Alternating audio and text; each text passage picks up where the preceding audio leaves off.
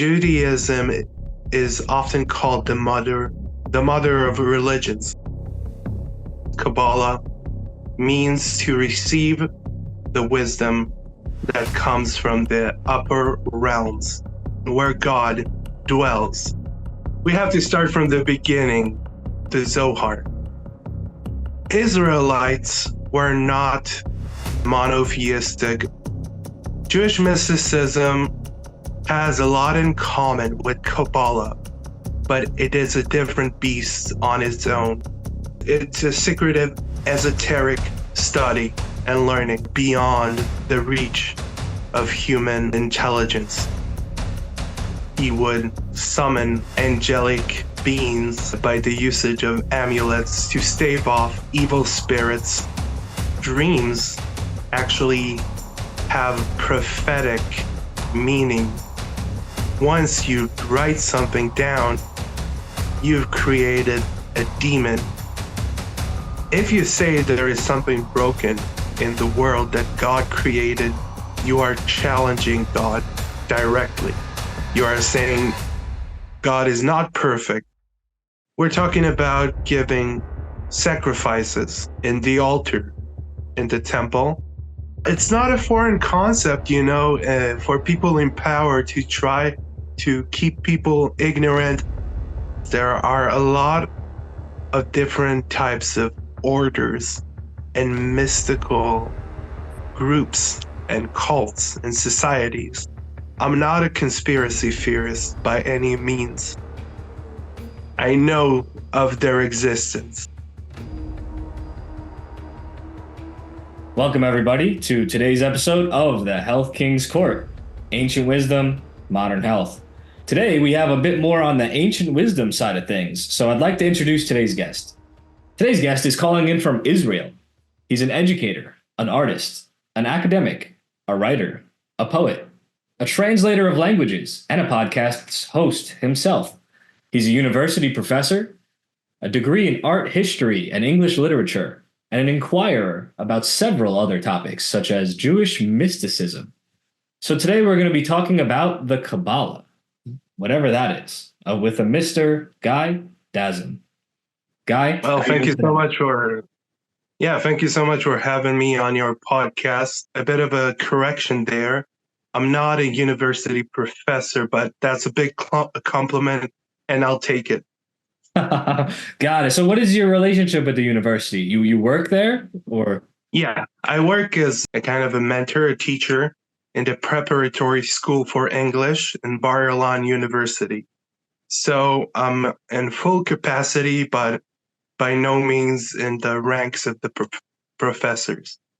Understood. Perhaps one day, are you along that path to become? Perhaps. I was thinking I will finish my thesis and treatise in Jewish art or English literature. So I don't know which field I would like to go into in terms of research, academic career, achievements, public speaking, lectures, all that good stuff. Very interesting. There's always much to learn. There's always much to go into, especially when we're talking about spirituality, religions, cultures that have been around for centuries upon centuries. But what are we here to talk about today? What is the Kabbalah? What is the Kabbalah? So the shorthand answer is Kabbalah means to receive the wisdom that comes from the upper realms. And when I say the upper realms, I mean where God dwells. And God has created a lot of different universes. He creates and destroys in order to perfect, shall we say. That's a 2 cents, kind of grocery store answer for what is Kabbalah. And what's the deeper answer? The deeper answer, we have to start from the beginning because I'm by no means, as I've professed already, a professional or authoritative figure on this subject. I'm just an inquirer. someone who is interested in this topic. And I started by reading from the beginning. So Kabbalah professes to have started from the 13th century. So it originated in a text manuscript called the Zohar. Zohar means a light, and specifically a shining, a kind of a shining, glimmering light is Zohar. So it was a shining beacon for Kabbalists and mystics of Jewish tradition and origin, specifically the rabbinic traditions and Jewish mysticism, which is by no means, one. It covers a wide range of topics and issues and subjects. Very interesting. And so this is dating back to the origination of Judaism, or is this something that was developed along the way within Judaic practices? Specifically, Kabbalah does not originate with the origin or the genesis of the Jewish belief, monotheism specifically, and even some pseudo monotheistic beliefs that Israelites in the land of Canaan during the biblical times of the Old Testament, it doesn't originate from there. Kabbalah, Jewish mysticism, however, does originate with the genesis of Judaism itself and the Jewish faith, and specifically the monotheistic aspect and principal belief of Jewish people who traditional, conservative, observant Jews hold. Kabbalah originated, so the research tells us, with the book of the Zohar. Now, in the book itself, it professes to say that it was written in the 2nd century AD by a Jewish sage named Rabbi Shimon Bar Yochai. Okay, he was one of the greatest sages from the Talmud times.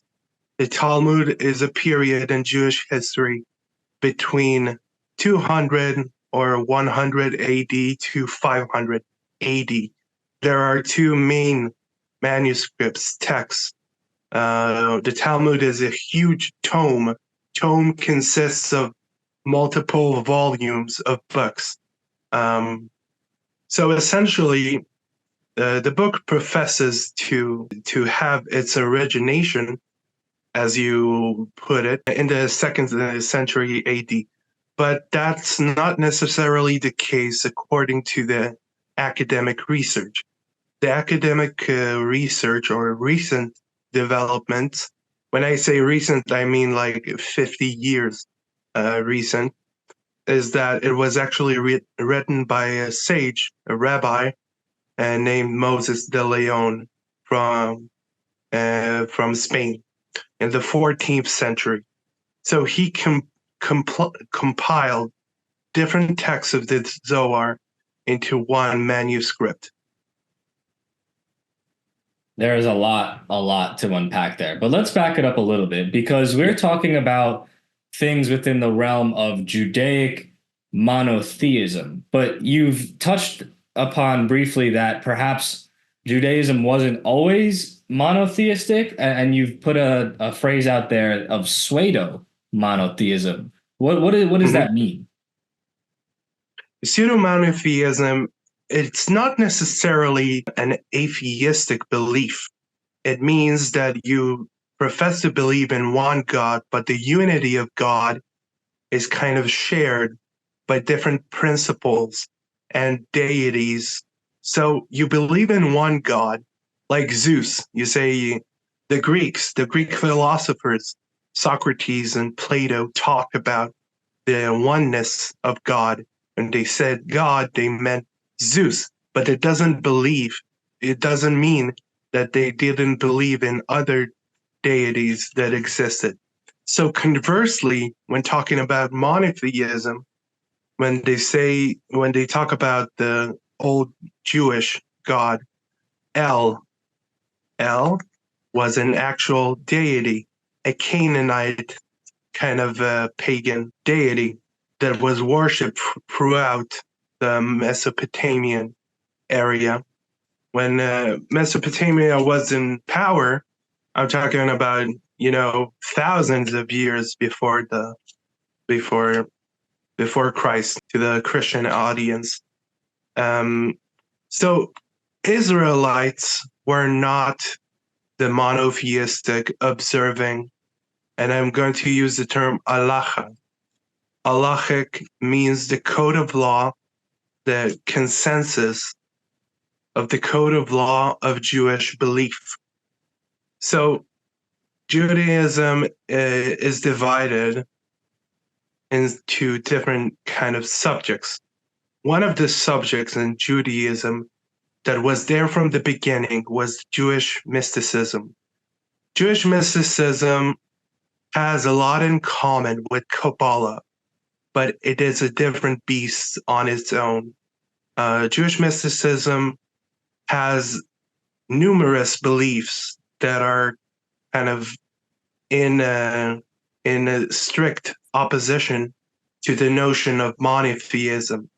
So when you profess to believe in angels, for example, when you write an amulet to stave off evil spirits, for example, one of the ritualistic aspects of Jewish mysticism in its earliest times, time in memoriam and time recorded in history.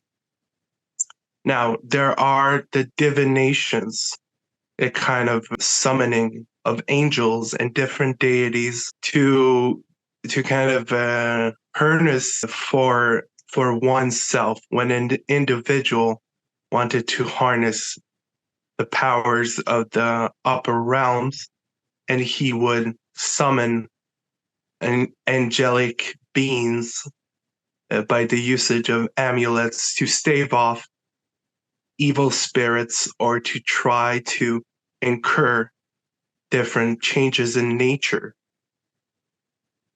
Just to give one example, of course, there is another example that is called oneiromancy.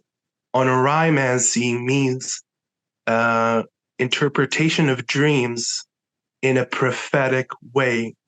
It means that dreams actually have prophetic meaning. They are foreseeing something that has not happened yet. So those are just two examples. Very interesting. So that's a bit different than I think what the average person would describe as monotheistic or polytheistic, because in my observations of people's discussions around deities or religion or spirituality, what have you, I've seen people recognize, oh, there is angels, there is demons, there is these things. Perhaps they're called jinn or whatever they're called in whatever culture. But unless they are equated on a level with God, whatever that culture calls God, then it's still a monotheistic thing because only God is worshipped. But if I'm following correctly, what you're proposing, at least in this school of study and school of thought, is that the recognition of any sort of entity above humanity, above the three-dimensional reality, that is then not monotheistic because you're recognizing that there is other things with additional power, not just a solo God. Is that a fair assessment? I think that's a fair assessment to what I was trying to say, speaking to the point. But I'm just touching on the subject that predates Kabbalah. This is an introductory segment. Oh, And of course. yeah, and I can tell you for 100%, I'm 100% sure that if you wanted to actually attain that knowledge in a deep, meaningful, lasting, impressionable way, it would take you at least a couple of decades to actually get into it in a very serious way. Now, we were speaking beforehand, before we started recording the episode and speaking with the pre-interview. I made a kind of a guideline, not about topics that we're not allowed to talk upon or touch upon, but about different conceits and caveats. Okay, there are different concessions that have to be made when trying to speak about Kabbalah. When you get into the world of Kabbalah, there are several warnings whenever you encounter or start actually reading the manuscripts, the texts of the Kabbalists. Most Kabbalists do not profess or do not give their real names. They use pseudonyms and epithets. Epithets means different kind of nicknames or pet names. So they are somewhat shameful of that practice of Kabbalah because it is a secretive. It's a secretive, esoteric study and learning. It's not something that is foreign, in the world, kind of esoteric studies. But Kabbalah is one of the first organized system and method of teaching esotericism in an somewhat accessible way. Because, there was the time of the myths. Myths existed and gods and deities and all that good stuff and angelic beings and otherworldly kind of entities trying to intercede with humanity. But that time is long gone. So now what we have, I'm not speaking historically, I'm just trying to get a general sense, okay? I'm trying to give you a general sense of what world are we diving into, okay? So it is forbidden to talk about esoteric subjects as they are. It's forbidden to actually speak upon the different elements that appear in those texts. So there are elements that belong only to the upper realms. They are beyond the reach of human kind of cortex and intelligence. And so, with all that in mind, what made you intrigued to make this an area of inquiry or an area of study to any degree? Yeah. So I started with the Zohar, but how I got there in the university during my studies at university, I was offered a scholarship of studying Jewish studies. Everything from rabbinic law to philosophy to some mysticism, but not a lot, because you won't get a lot of people to speak on these subjects. It's a small cloister, a cadre of people who actually practice. I'm not speaking practical. We'll get to that about the difference between practical Kabbalah and theoretical Kabbalah afterwards. And then I encountered a lot of texts from the Talmud and the Mishnah. The Mishnah is a kind of a code of law, Jewish law, that has some history. It dates to the 2nd century BCE up until the 3rd century AD or thereabouts. Afterwards come the Talmud. And the Talmud, as I've mentioned, is a huge honking tome that has hundreds of volumes of books, things ranging from mysticism to rabbinic law to different judicial arguments, philosophy, and a whole lot more. So I encountered Talmudic texts that talked about Kabbalistic or mystic ideas in a roundabout way. And I wanted to find out more. And I found out about gematria, which is not geometry. It talks about, Judaism, even mainstream Judaism today, believe that letters and numbers have meanings and they coincide with each other. So, of course, the most famous phrase almost of all time is I am Alpha and Omega, and the beginning and the end. So the Alpha means God created the heaven and the earth. And the Omega, of course, talks about Revelation, talks about the apocalypse, talk about the eschatological Christian ideals, but they also exist in Judaism. Very interesting. Yeah, I think more and more people are realizing, even on the average level, the power of words. To put it very simply, there's a reason they call it spelling in English. I think we're casting spells with the words that we use and how we arrange them and how we cast out upon ourselves and upon the world. To speak to that, in ancient times, not only in Jewish communities, even the Greeks believed that writing was kind of profane. It was based. It was unintelligible, unintellectual. So they believed that writing would kind of deteriorate the human memory and will debase our society and culture.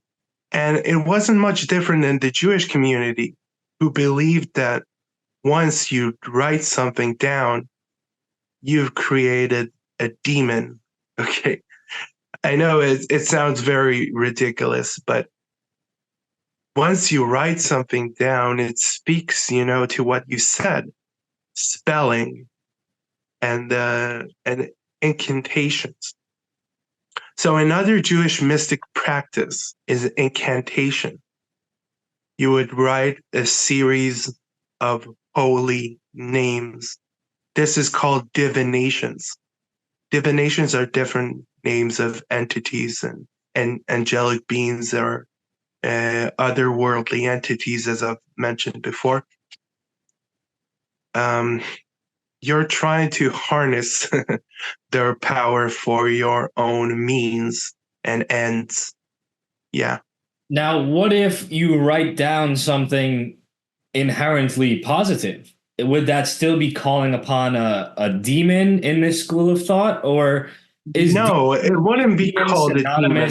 Is demon synonymous with an evil entity, or can you call up a good demon if you write something good? Is that a thing? That's a later concept when we can talk about, the banality of evil and good, That's something very far into the future.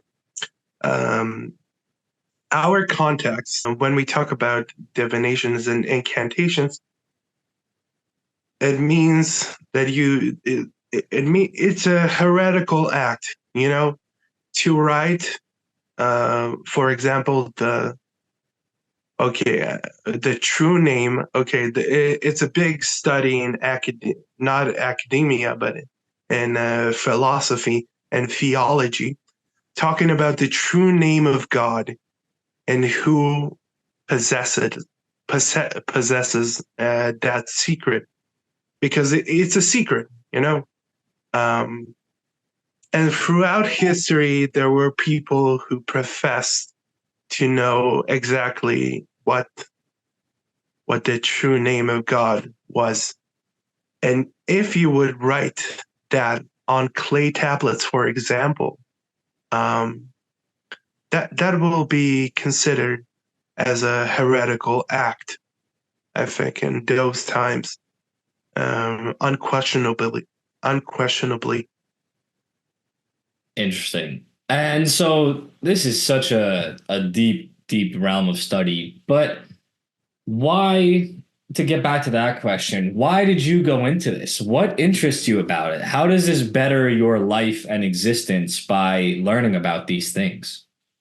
Yeah, so I kind of got to that age where you start questioning everything that surrounds you. What You age was know, that for you?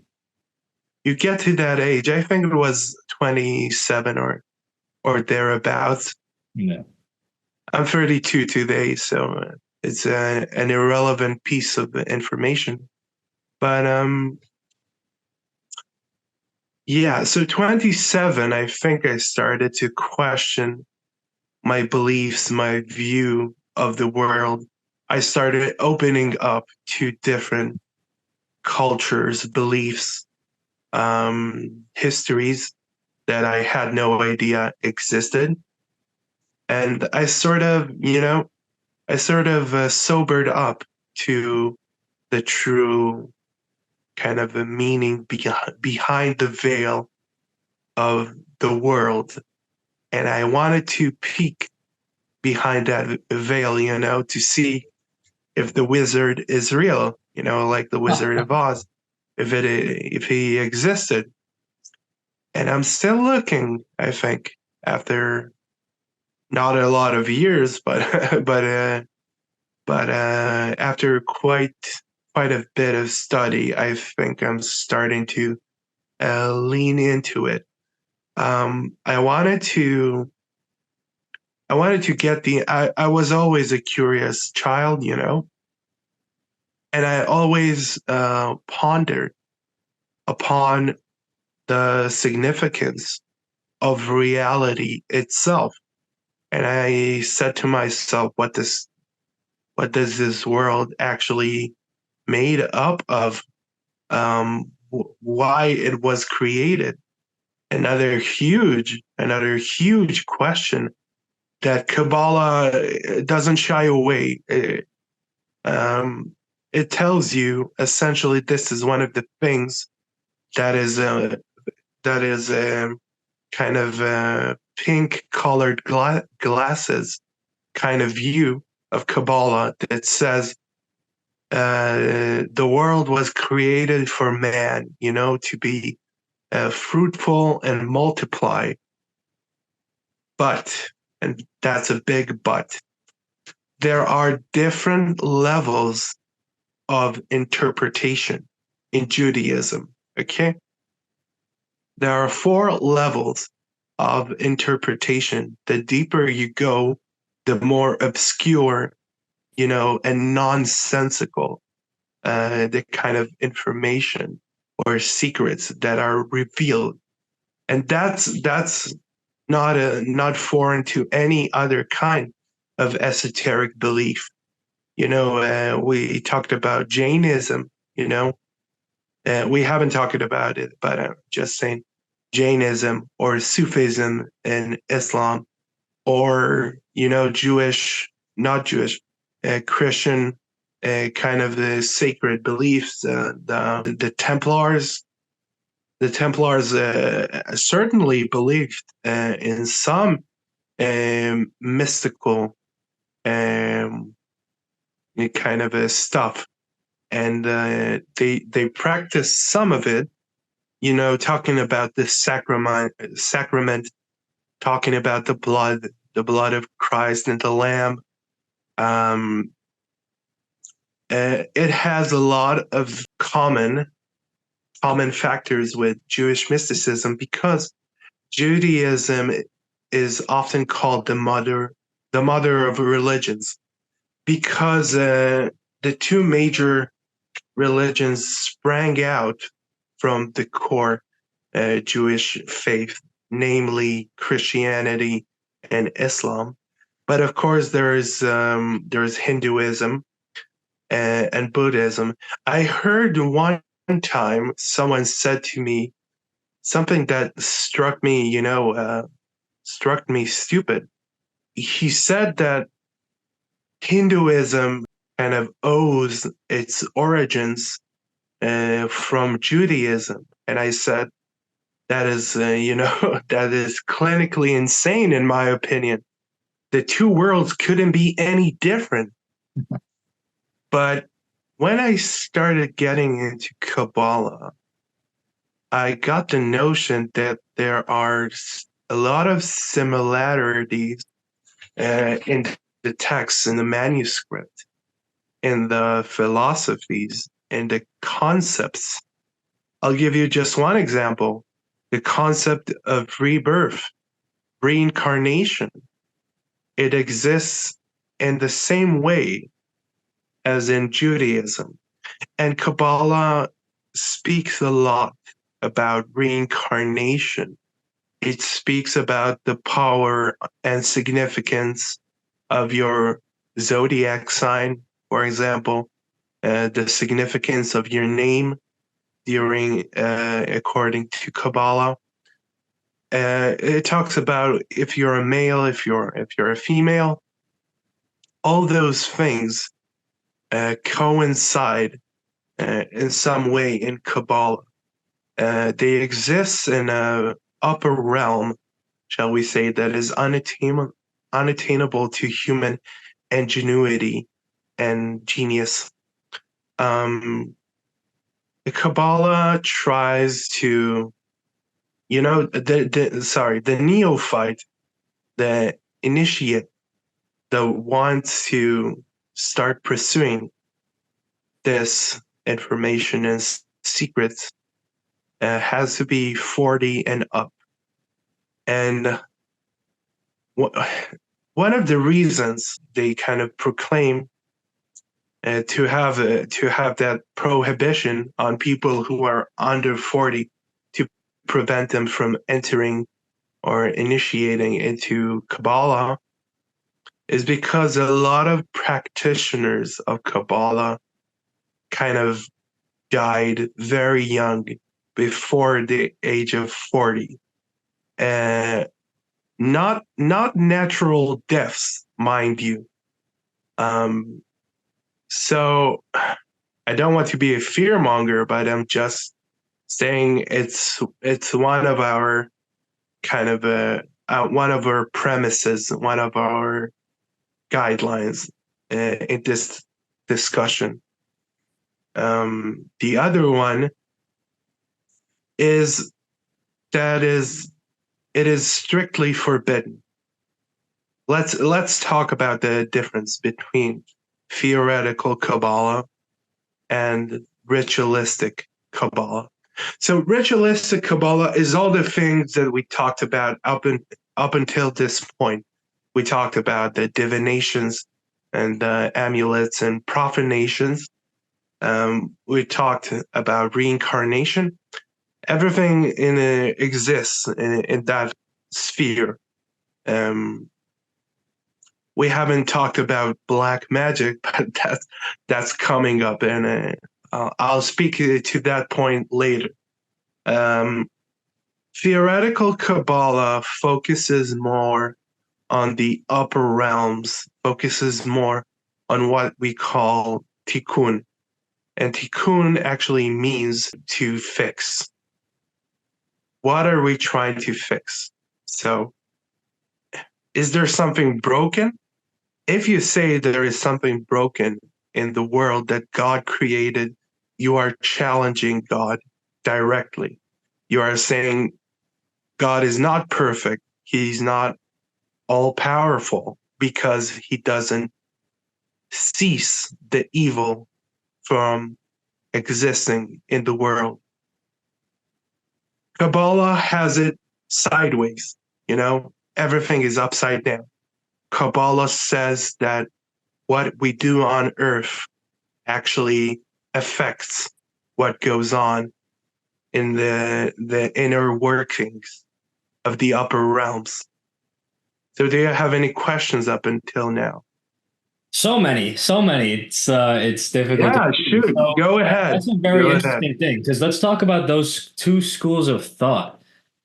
One school of thought you just shared is saying basically if you think things are not right in the world, then you're insulting God because how could God create a world where things are not right?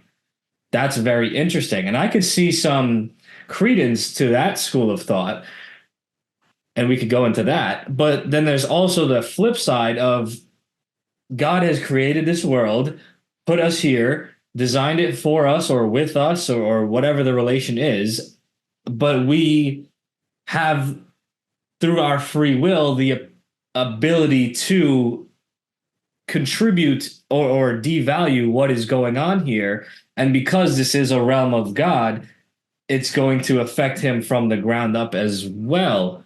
Those are two very interesting conflicting viewpoints, and I could definitely see the pros and the cons of both. So you're saying within the Kabbalistic structure, it's the latter, whereas within traditional religion, even, or at Yeah, least I'm talking about theoretical. In theoretical Kabbalah, that's the case where we can intercede on the behalf of the divine through different means, through prayers, through meditation, through reading and studying esoterically. But when I said the ritualistic side of Kabbalah doesn't see it that way, it sees the kind of divine as an opportunity to exploit our ourselves in this world. So I can exploit other people. I can exploit nature. I can make changes in nature and the physical world to benefit my means and ends. Let's talk. Okay, that's a good point. That's a good segue to talking about black magic and white magic, shall we say? Okay, Sure. so the split goes even further within ritualistic Kabbalah. There are those who consider to be practicing what we call in mainstream term, black magic or witchcraft in modern times. Um, Black magic uses practical, ritualistic things like offerings to subdue or to capture um, angelic beings or to summon demons, as we've mentioned before. So even to heal different wounds, different diseases, to heal the mind, even, not just the physical body. And when speaking about black magic in Jewish context, we are going back to second century AD Egypt, where the center of rabbinic and the Jewish world migrated, sort of speaking, from Jerusalem to Cairo after the destruction of the Second Temple in 70 AD by Titus and his son. I can't remember his name. Is Titus? Okay, it doesn't matter. The Emperor Titus and his son, whatever. So at the turn of the second century, there was an influx of manuscripts that came out of that region of Cairo and Egypt. And there were philosophers and men of note that actually started writing about black magic. It was a sort of synchronicity of, or the melding of Jewish mystic thought and the Hellenistic or pseudo or modern Hellenistic Egyptian magic and practices. There's one book, as I've mentioned, even Jewish mystics who write these texts, and most of the time they write them anonymously. Almost nobody cares to mention his name or to claim authorship of a text in any of those manuscripts. One of the texts specifically addresses divinations, and some of the names of the divinations in that book are Hellenistic in origin, and they are not Hebrew or Aramaic.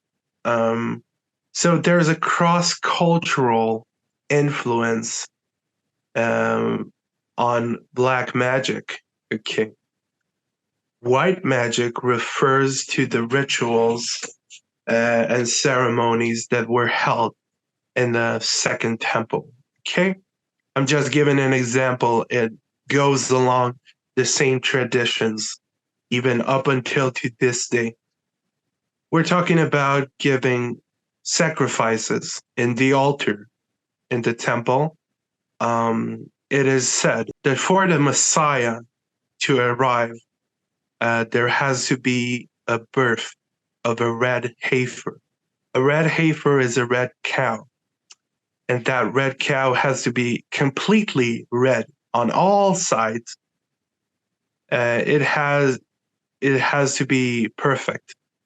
It can't have any flaws or defects, not birth defects or kind of diseases. And that red heifer would be offered up to the altar. It will be burnt, and the ashes will be collected. This is not in Kabbalah, it's in mainstream rabbinic, Talmudic, historical Jewish texts.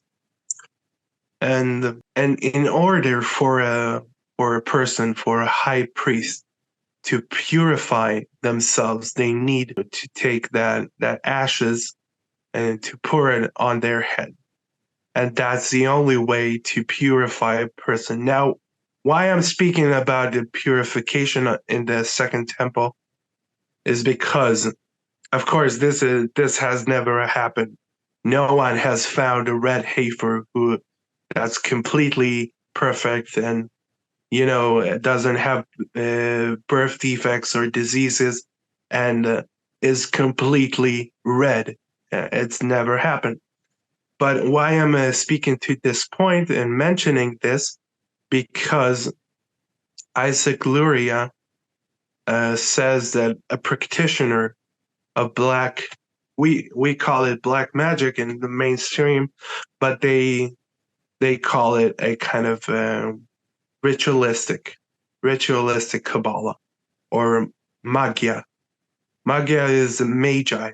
He says a person who practices Kabbalah, ritualistic, practical Kabbalah, cannot do it unless he is pure, utterly pure. And he says that no person can be pure because the red heifer doesn't exist and the temple doesn't exist anymore. So no person can actually practice practical Kabbalah because they can't be pure. Yeah. Now, does that mean that people can't try? Not within the allowable parameters, but people still try, I imagine, right? Of course. There's a famous example about the golem. The golem is a Jewish equivalent of Frankenstein. The Frankenstein monster is literally what the golem is. It is a being, a kind of a mangled puppet that is created from clay and water. It is attested in the Talmud For example, there were people who managed to create such human or not human elemental beings called the golem, and they were like Frankenstein. There were different incantations that had to be said and written on the kind of clay itself when it was formed and solidified, and then the being will come to life. So this is a kind of Jewish Frankenstein idea.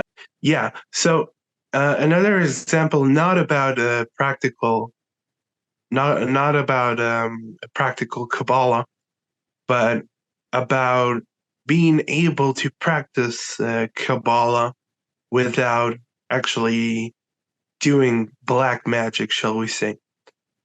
When you actually fast. So a lot of the time, the Kabbalists would fast, and they would deny themselves food and water for long periods of time. They would they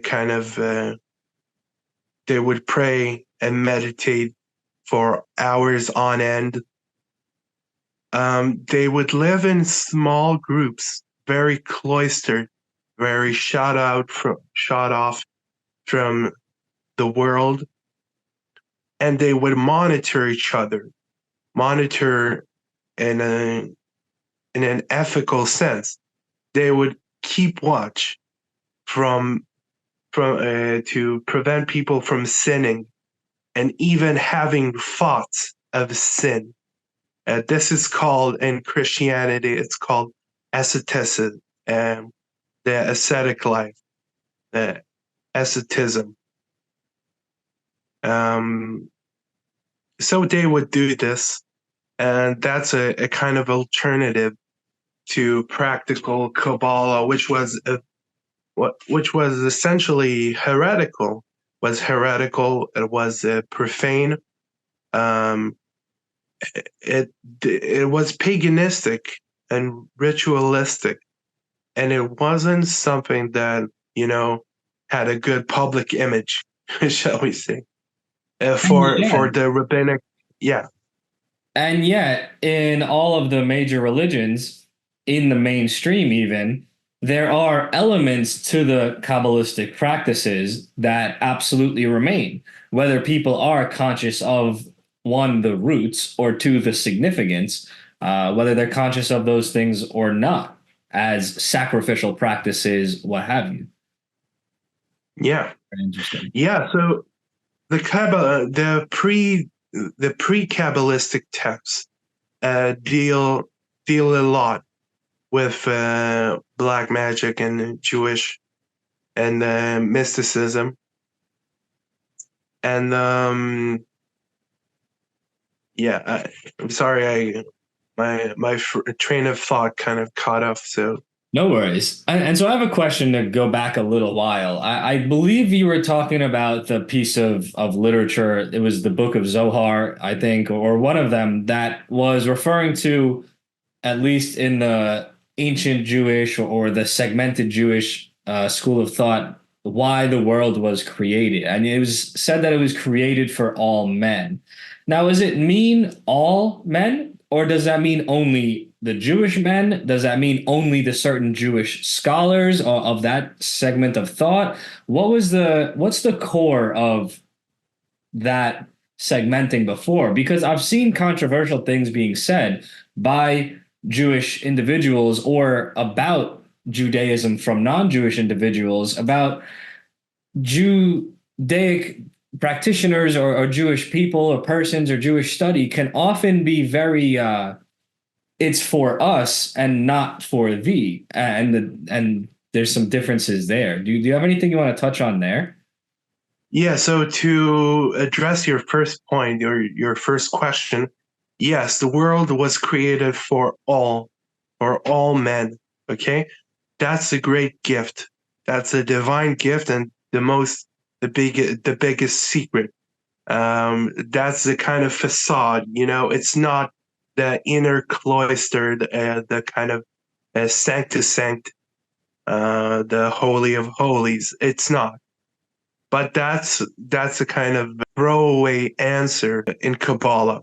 But it's not wrong, it's a great notion, and it's real, Um, on the other hand, it attested to man's kind of vanity that the world and the universe was created for me, to inhabit. Yeah. So that's a different problem. But to address your second question, yeah, the Kabbalists are a very closed, small cadre of intellectuals, and they truly are great minds and great thinkers. They just devote their entire um, their entire being to studying the Kabbalah. So what they say when they say they study the Kabbalah, what they essentially say is that they study the inner workings, the kind of mechanisms that lie behind the veil. Okay. And that mechanism's like a clock, like a clockwork mechanism, has a lot of different components that if one component doesn't do its job, the entire system or mechanism fails or falls apart. That's the part of the tikkun, trying to fix the elements and components that are kind of wonky and jagged. I think I like how you just described that there. I think that was very interesting. I think if I could extrapolate a bit, and you don't have to confirm nor deny, it sounds like perhaps the school of thought is that all people have their place and their position to play and their role to play. And the school of thought is if each person or group of people play the role that they're meant to play, then the world will get along in the best way possible. Is that? I'm not talking only about peoples and nations and states, and heads of states. I'm talking about the physical, literal elements of nature. I'm talking, really, everything has a name, and Kabbalistic terminology is just that. It has its own esoteric names and terms for a lot of different objects. Um, and it's very hard, because even then there are many systems. It's not a one all, Mm-hmm. For example, let's take the system of one of the greatest Kabbalists in history, one of the most famous ones, and there are not a lot of famous Kabbalists because I mentioned before, a lot of them, publish under pseudonames or they just don't care to write a name at all. They devote themselves to the divine work. And actually mentioning your name is a kind of a vanity and a hubris that a Kabbalist who is, I'm just Yeah. describing their way of thought. Yeah. I Yeah. do not hold, I do not hold that position. That actually mentioning your names under your work, your hard labor, is a kind of vanity.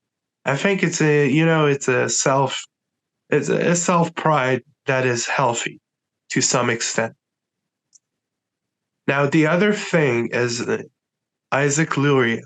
Okay, so he is the greatest, one of the greatest Kabbalists to ever lived. He was born in Ashkenaz. Ashkenaz is the region of Germany, Poland, where the Jewish people would live. They lived in ghettos. It's not something the Nazis invented. Jews lived in ghettos for hundreds of years in Europe after the destruction of the Second Temple. A lot of the people who fled Israel, are called the diaspora.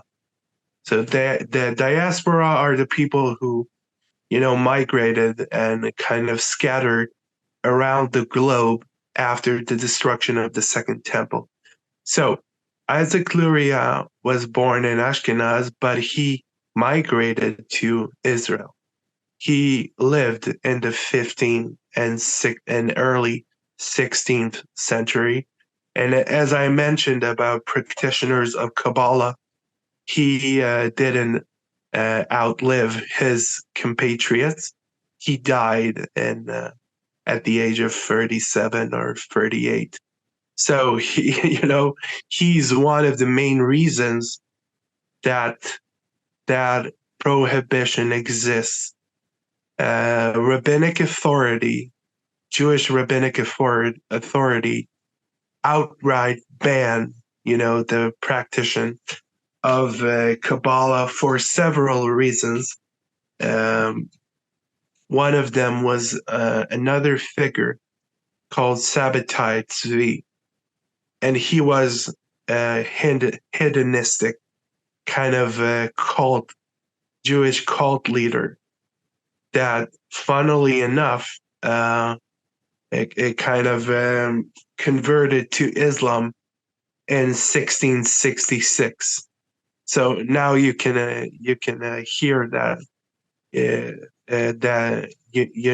reference to the year 1666. So it appears in the New Testament, and it also appears in the Bible.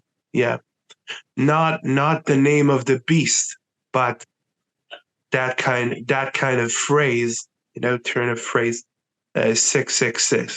666, the number of the beast. And he was truly a beastly, savage person, hedonistic, corrupt to the core.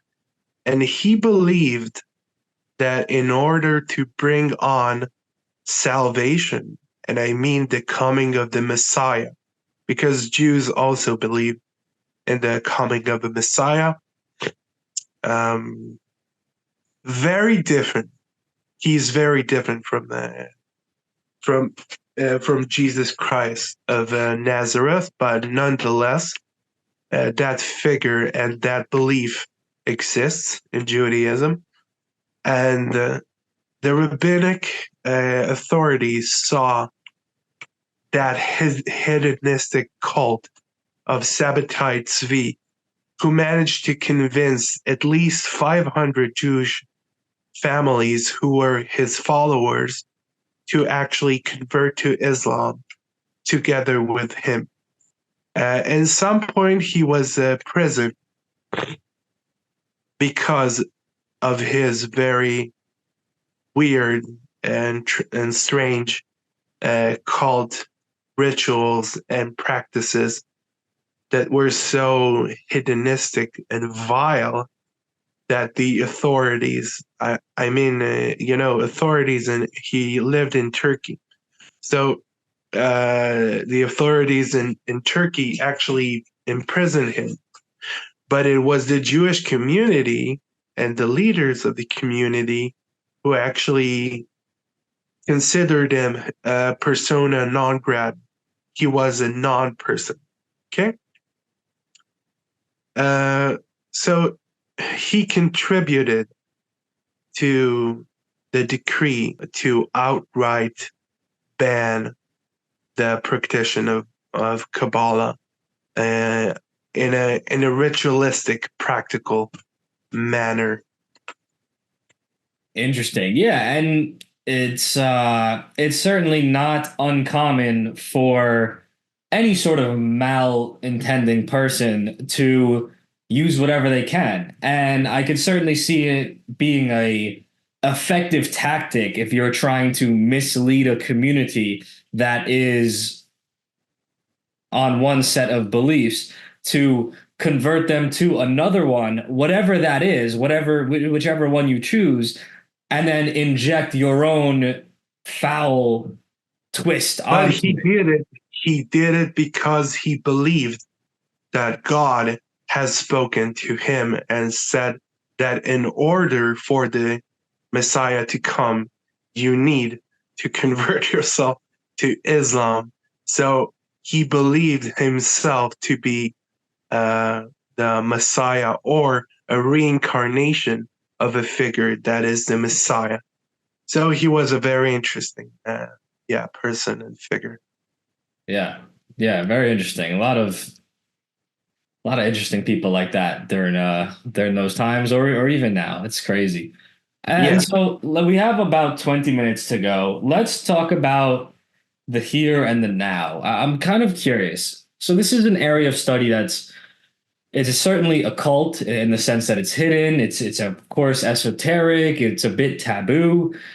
it's esoteric and occultic. Yeah, but Yeah. it's not a cult, I would say. Certainly, yes. Those are separate words. To be occult is different than being a cult. To be clear for anyone Yeah. that's not familiar with such terms.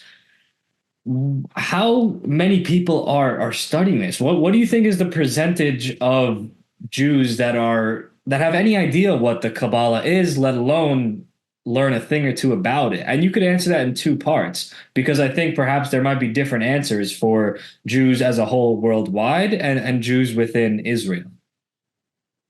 Yeah, in Israel, there's a much more kind of movement of studying Kabbalah, and I think they try um, have it be accessible to the public because there are a lot of projects that actually try to mitigate the kind of secrecy and unattainableness, if that's even a word, of Kabbalah to the public.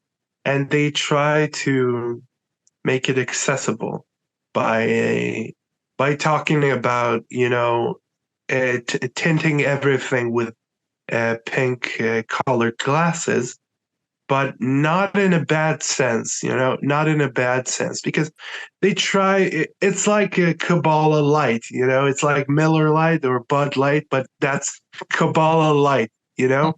So Kabbalah Light is not inherent, inherently detrimental, to the practitioner or to the student of Kabbalah, but it doesn't cover, the kind of deep meanings and symbolism and terms that exist in Kabbalah.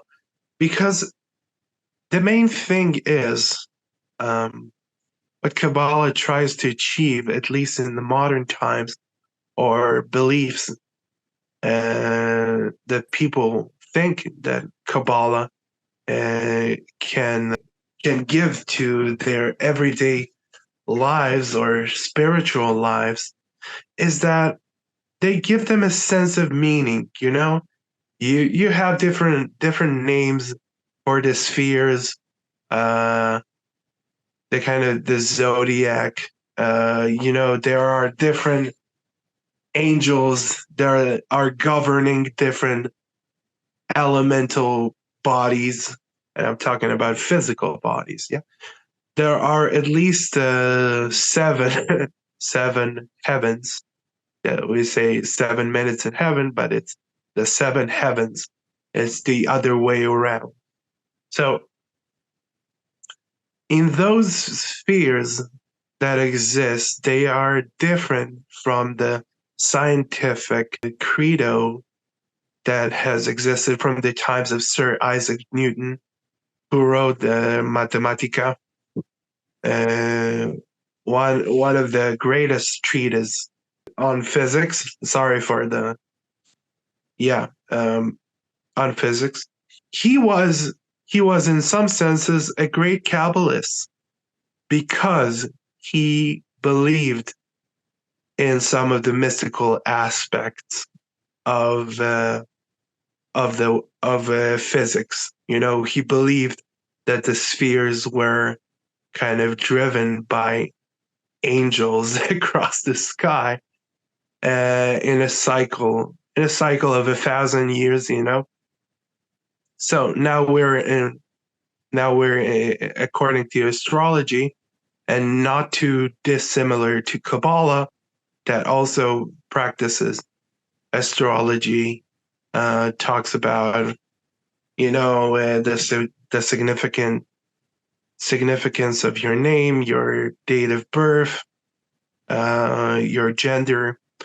And Kabbalah says that the purpose that's one of the main attractions of Kabbalah. It's not too dissimilar to the notion of Plato that said that a soul is split in half when it comes to this world, and the object of the soul is to find its other half in this world. So it's a nice notion, and it's one of the notions that exists in Kabbalah as well. A soul is reincarnated in order to find a piece that was lost in it in the former life. So it's very weird, but it's also very romantic and kind of attractive to a large audience. Yeah. I like that a lot. I like that a lot in several different ways. You've pitched the study of the Kabbalah, at least at a baseline level, as a foundation or a framework to live by and to live within. And you've put it in contrast, maybe not so stark or harshly, but perhaps in contrast to what has developed into modern day scientificism or whatever that is. And I think that's important. And that's a great point to raise, because I think that most people, if not all people, living or trying to live within the foundation that's pitched in modern times of this, honestly, just nerdy science garbage. Yeah, progress, whether it's scientific, this so-called progress development, the kind of quantum computers and artificial intelligence and data. It leaves people empty and disconnected and disempowered. So essentially what you're pitching is that perhaps the study of things such as the Kabbalah or the Kabbalah itself, whether it is the one origin. Kabbalah seeks is a magnet for people who are seeking the answers to the big questions, shall we say, in quotation marks, the big questions. But they are truly huge, tremendously impactful if someone were to actually, decipher some of the mysteries and actually give palpable, intelligent,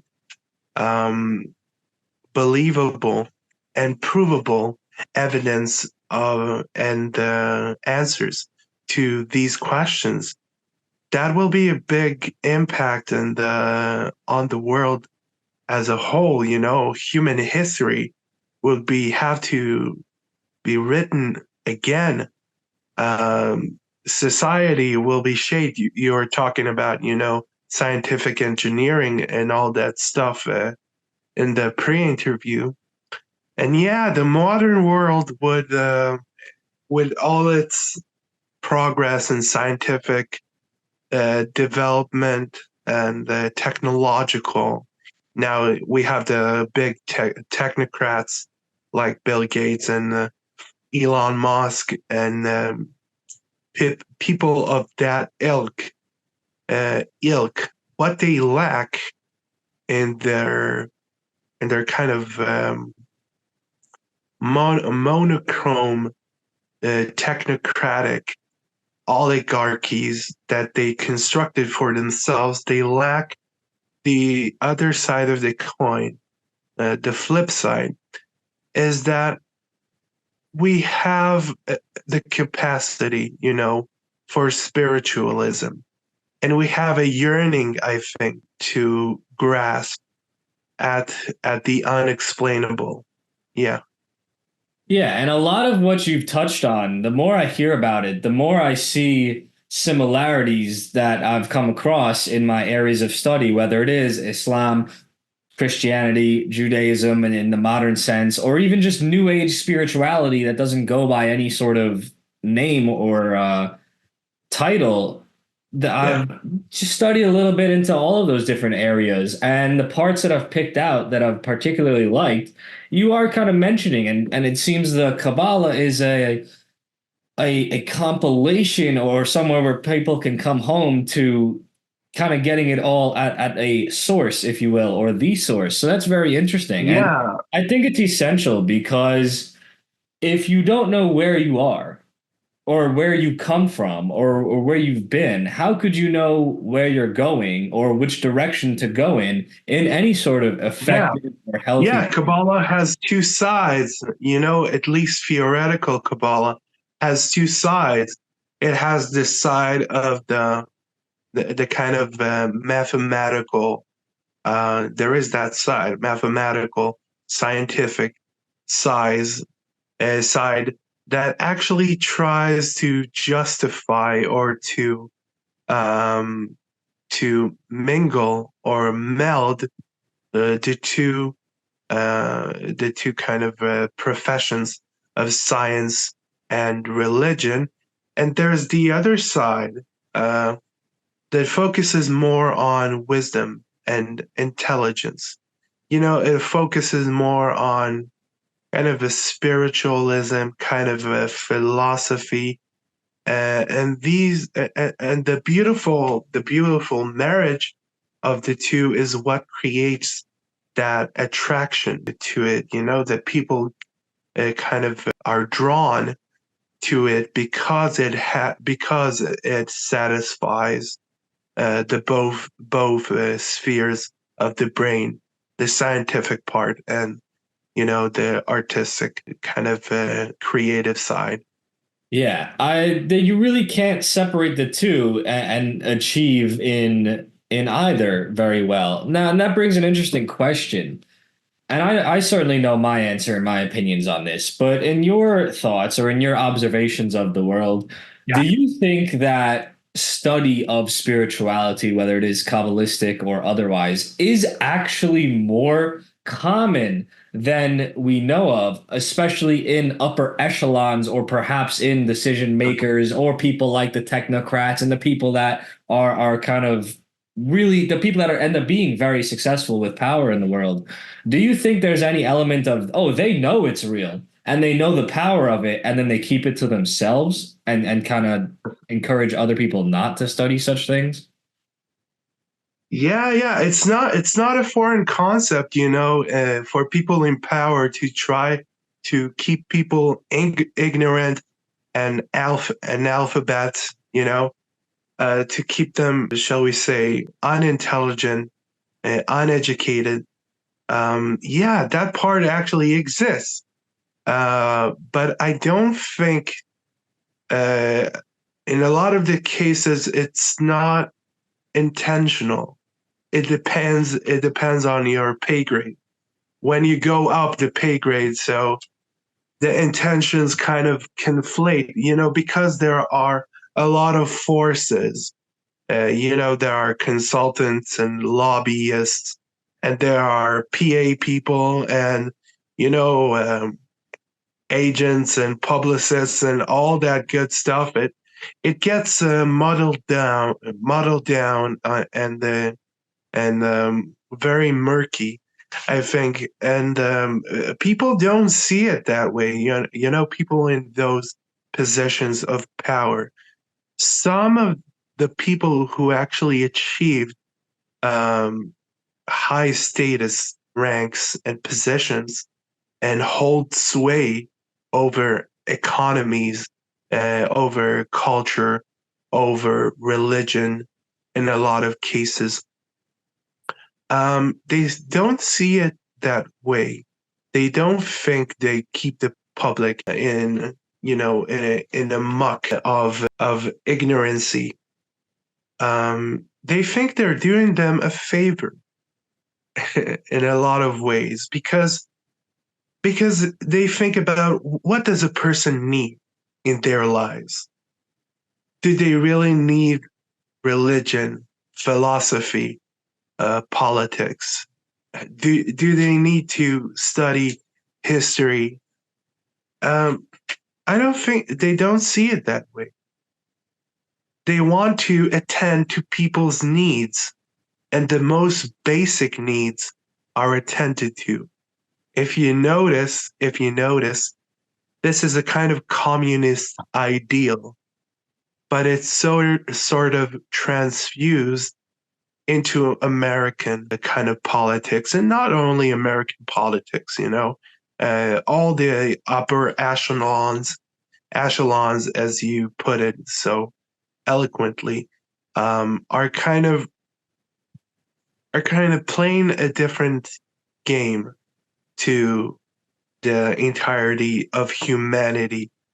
They're just persons. They are regular people, but what they say and do and think and act upon resonates much more loudly than any one given, common, random Joe, John Doe on the face of the earth, walking about aimlessly, without being able to attain that knowledge.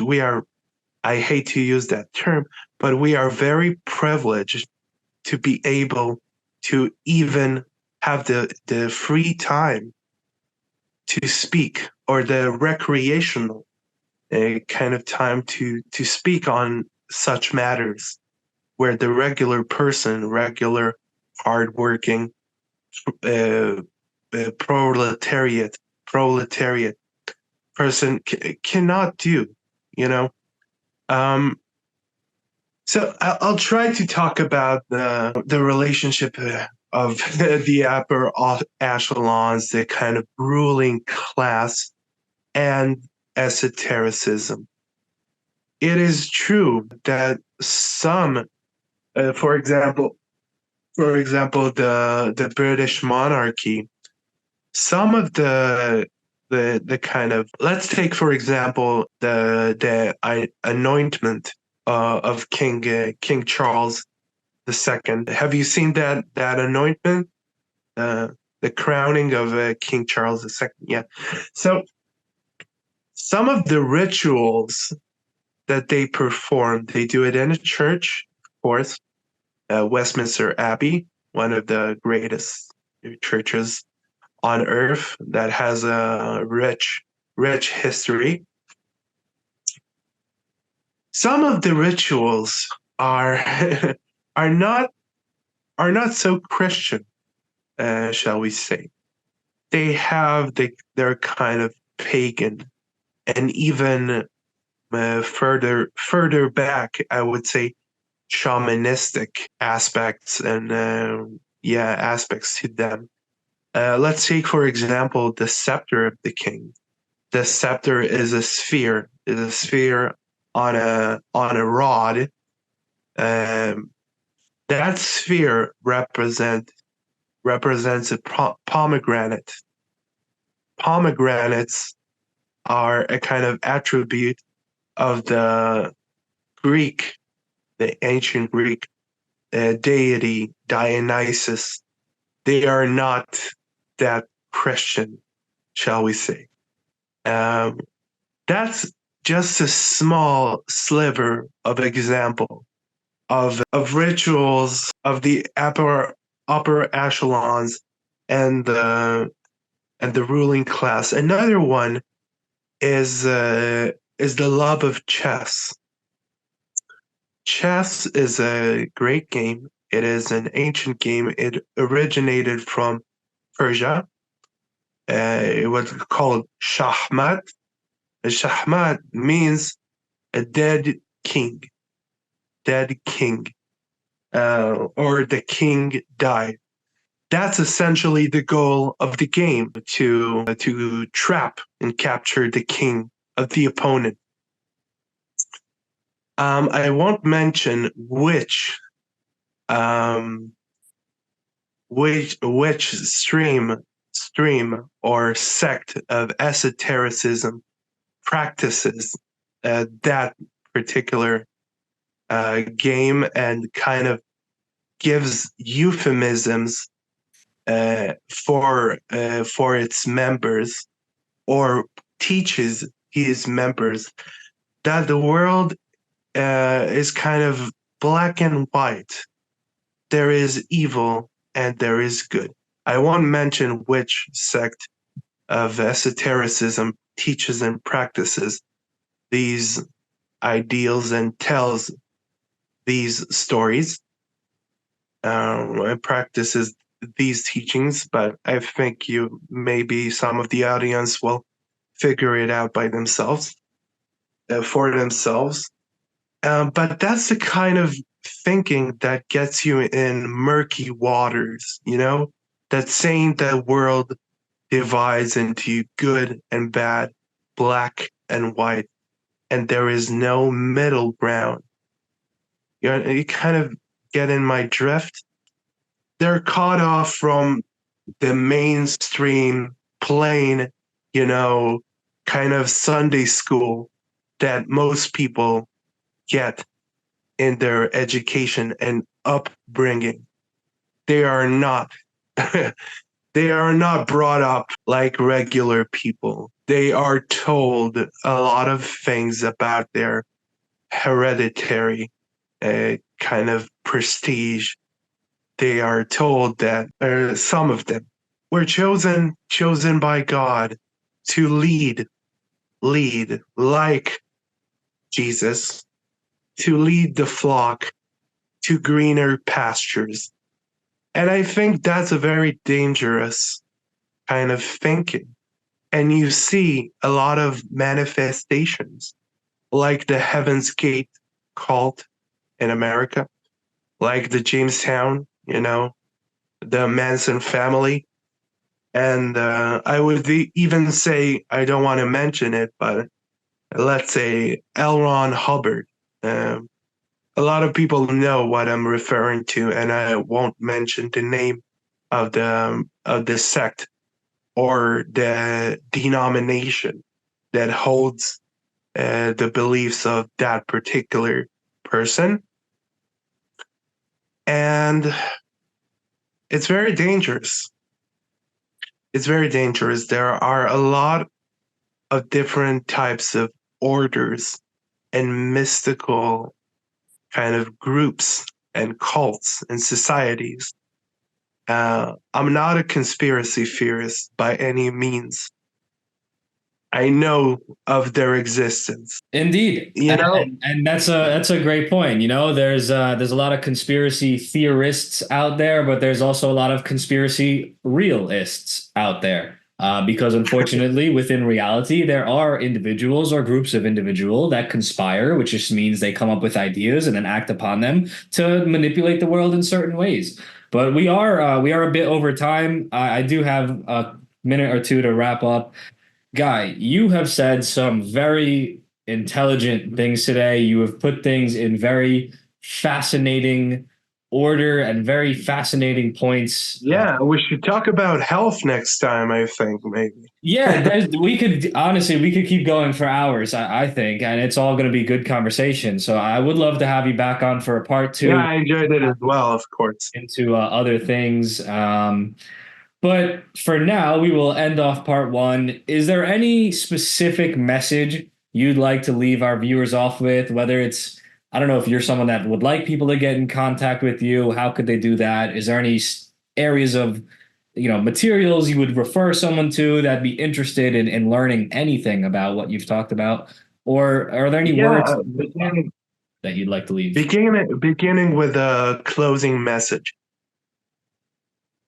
If I would like to impart one piece of knowledge to your audience, I would say consider looking into Kabbalah. You don't have, to go deeper than the surface. If you would like to, that will be great.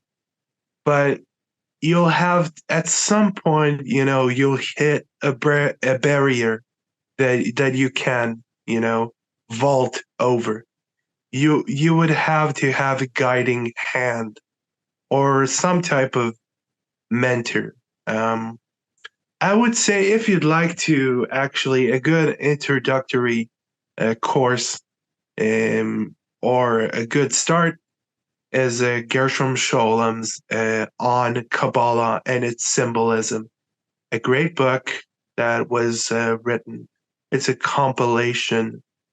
It's a compilation of different articles. Gershom Scholem was one of the greatest Kabbalah academics and researchers. He's the one that single-handedly established the research faculty and the field of research of Kabbalah. So he's a very important figure and a very authoritative figure on this subject. Now, where can people reach me? I'm on Facebook. I have a link tree. I have a Twitter. I have Instagram.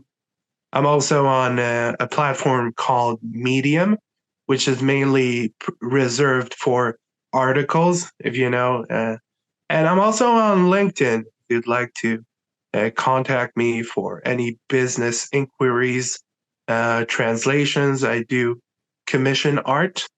I paint mainly portraiture, but I can draw other subjects. What was your third point? I apologize, I forgot. That was basically it. If a closing message, words to live by, where can people find you if you want to be found? Those were, those were great points. Guy, I think you are a fascinating man. I very much appreciate the time that we spent together today. And I do look forward to speaking to you again in the future. But for now, I thank you very much for coming on the show. Me too. Thank you so much, Zach. You're a great personality, a great person. And you also you live up to the name. Zach is shorthand for Zakariya, one of the prophets of the Old Testament, in the Jewish Bible. Indeed. It's something I could certainly learn more about, but I do try to live true to my name. Guy, thank you very much for coming. Thank you so much. I hope you didn't think that I forgot about the ancient wisdom part of my name here. Because if you did, you were wrong. This is just the first of many episodes that'll come exploring that side of things. And what a wonderful way to start. Guy is a fantastic guest and a very knowledgeable human being. So it was super cool to have him on. Please let me know in the comments if you'd like for me to have him back on to continue about the Kabbalah or any other areas that he may be studying. Let me know also if there's any specific area of ancient wisdom that you'd like for me to get a guest and speak on, and I'll do what I can to find one. And if you are a guest that you would like to speak on a matter of ancient wisdom, or modern health for that matter, please do email zachthehealthking@gmail.com. Don't forget, you can find my podcast and all of my other social medias and things I have going on at zachthehealthking.com. Please like the video, subscribe to the channel, get notified about all the videos when they come out. There are many more episodes coming soon, some very interesting ones on the horizon, and they're only getting better from here. So as always, thank you for your support. You're listening to the future #1 health and wellness podcast in the world. I'm Zach the Health King, signing off.